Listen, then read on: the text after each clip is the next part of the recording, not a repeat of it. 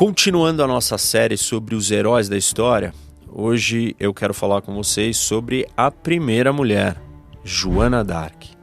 E diferente dos nossos personagens anteriores, a Joana é uma personagem muito mais recente da história e, portanto, nós temos fontes melhores e uma clareza muito maior sobre os atos dela e tudo o que aconteceu.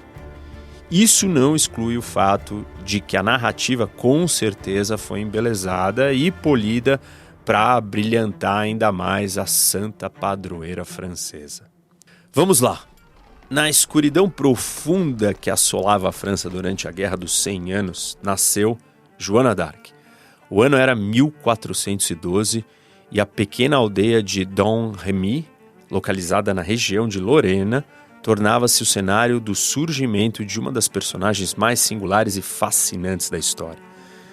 A Europa atravessava um tempo sombrio, dividido entre guerras, pestes e crises dinásticas. A França, particularmente debilitada pelo prolongado conflito com a Inglaterra, mergulhava num desespero profundo. O país estava mergulhado na Guerra dos 100 Anos.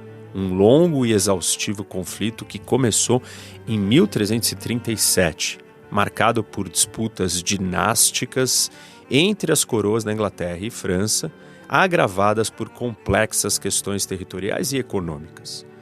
Os ingleses reivindicaram direitos sucessórios ao trono francês desde que Eduardo III, rei da Inglaterra, reivindicou a legitimidade através da sua mãe, Isabel, princesa francesa. O conflito se arrastava há décadas, mas na virada para o século XV, a situação da França tornou-se desesperadora. Em 1415, o rei inglês Henrique V infligiu uma derrota devastadora aos franceses na Batalha de Azincourt. Milhares de soldados franceses, incluindo boa parte da nobreza militar, foram mortos, resultando numa perda profunda do orgulho nacional e na instabilidade política crescente. Em 1420, o humilhante Tratado de Troyes agravou ainda mais o cenário, quando Carlos VI, o rei francês mentalmente debilitado, foi obrigado a aceitar Henrique V da Inglaterra como seu herdeiro legítimo. Essa decisão dividiu profundamente o país. Uma parte da França, principalmente ao norte, reconheceu a soberania inglesa, e a outra, especialmente ao sul do rio Loire, recusou-se a aceitar essa imposição e permaneceu leal a Delfim Carlos, o futuro Carlos VII. Nesse contexto, nasceu Joana, numa família simples e humilde, filha de Jacques d'Arc e Isabelle Romée, camponeses profundamente religiosos. Ela cresceu trabalhando no campo, ajudando nos afazeres diários e vivendo uma existência comum para uma garota do século XV. E nós não tínhamos qualquer indicação inicial de que essa menina magra, de olhos castanhos intensos e expressão decidida, mudaria o curso da história do seu país.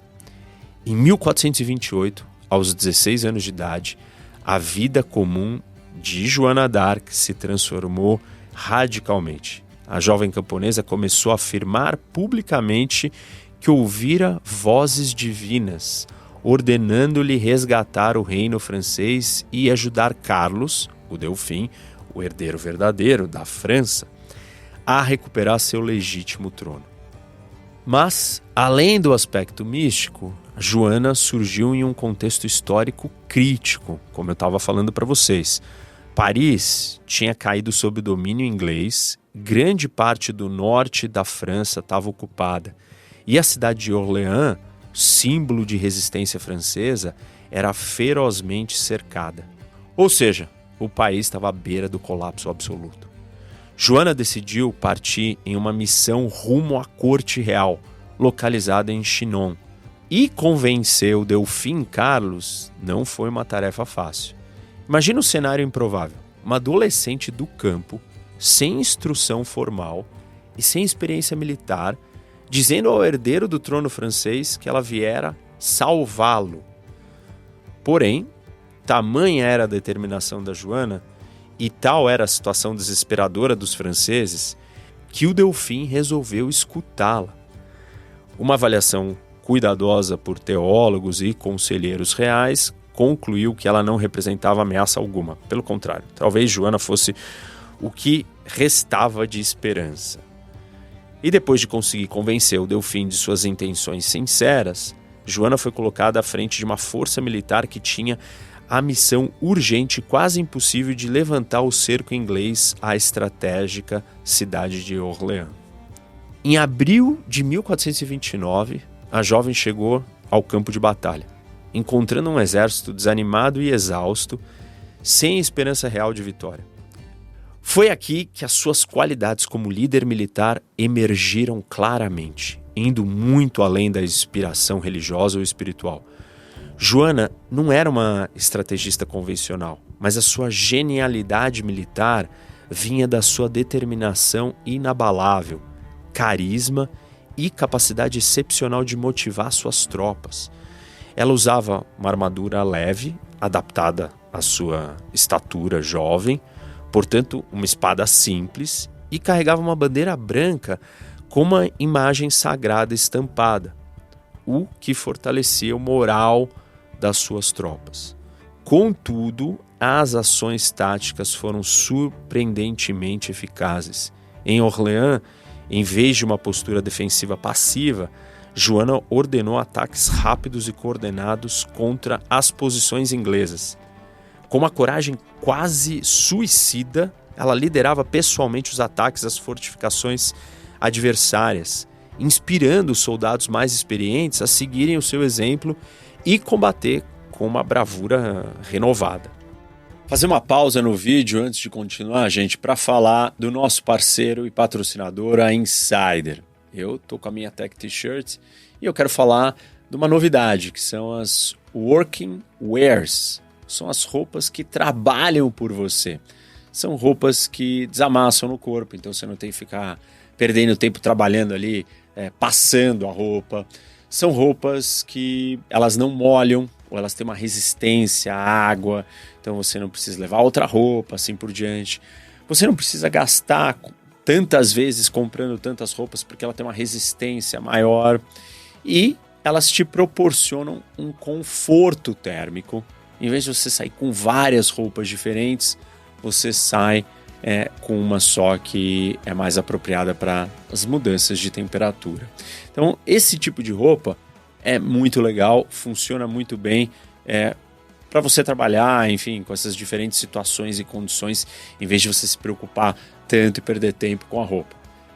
Além dessas, você tem todas as outras roupas que eu já comentei com vocês uma série de vezes aqui, inclusive estou com a minha Tech T-Shirt, essa uma cor nova que eu estou usando, gostei demais dela, um outro azul, muito confortável como sempre, tecido tecnológico, e você pode olhar aqui no site, encontrar aquilo que você goste mais, tem roupa masculina e feminina, dá uma olhada, não esquece de usar o meu cupom que é o ROCK, e com ele então você vai ganhar 12% de desconto. Então vai correndo para o site, aproveita e dá uma olhada nessas roupas que trabalham para você, em vez de você perder tempo para se arrumar para ir trabalhar. Vamos voltar para o vídeo. Durante os 9 dias decisivos do cerco de Orleans, as forças francesas lideradas por Joana realizaram assaltos noturnos e ataques surpresa, sempre buscando o ponto mais vulnerável das fortificações inglesas. E o resultado foi devastador para o inimigo, que não esperava tamanha agressividade coordenada por alguém tão jovem. Depois de um combate brutal, o exército inglês perdeu importantes posições defensivas e viu-se forçado a abandonar Orleans. A vitória da cidade foi uma das maiores reviravoltas estratégicas e morais do conflito, reanimando o sentimento patriótico francês. Logo após Orleans, a Joana prosseguiu com uma campanha vigorosa no Vale do Loire, utilizando táticas similares, sempre optando por ataques rápidos, diretos e decisivos. O seu objetivo era a coroação do Delfim Carlos em Reims, a cidade sob o controle inglês. A marcha até a cidade tornou-se uma verdadeira demonstração de força e simbolismo, com a Joana conduzindo ataques energéticos em cidades como Jargeau, Meung-sur-Loire e Beaugency, sempre obtendo resultados surpreendentes através do seu estilo decidido e firme. Finalmente, em julho de 1429, Joana alcançou seu maior objetivo quando Carlos VII foi coroado na majestosa Catedral de Reims. Com essa cerimônia, Joana não apenas legitimava o Carlos politicamente, mas também consolidava sua própria reputação como uma heroína francesa legítima. No dia 17 daquele mês, o Delfim foi coroado Carlos VII da França, com Joana assistindo à cerimônia próximo do altar. Emocionada e profundamente orgulhosa, aquela jovem camponesa tinha cumprido sua promessa: restaurar a legitimidade e o moral do povo francês. No entanto, o sucesso de Joana provocou inimizades ferozes dentro da corte real. Nobres e influentes passaram a sentir-se ameaçados por sua crescente popularidade e influência junto ao rei e ao povo.